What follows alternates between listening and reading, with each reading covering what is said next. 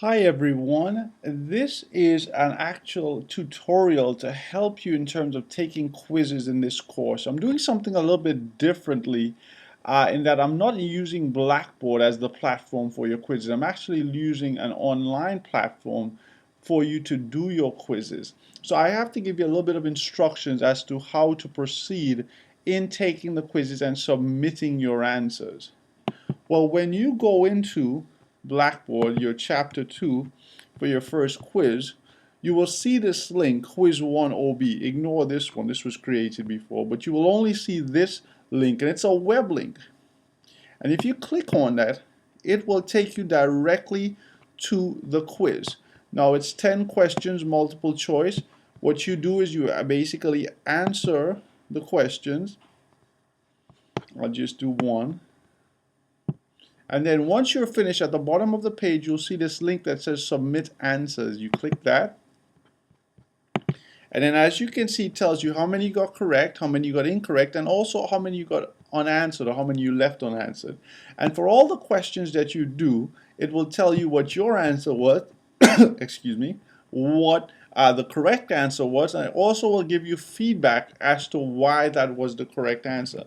Now, once you've done that, it's not enough to just sign out. It's very important now, since you know what you've done, for you to communicate that to me. And the way that you do that is by filling in these little boxes. So for example, you put your name in here. I'm just going to put, something, Mr. Tom. Don't worry about section ID.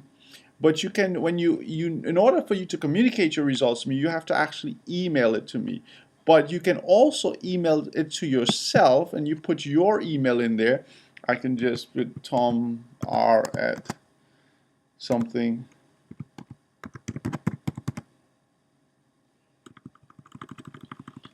At Zula.edu. It's not a real email address. I'm just putting something in there. But most importantly, you have to email it to me as the instructor. And the email that I want you to use for this is different from my regular email. It's actually this email address that I created just for this.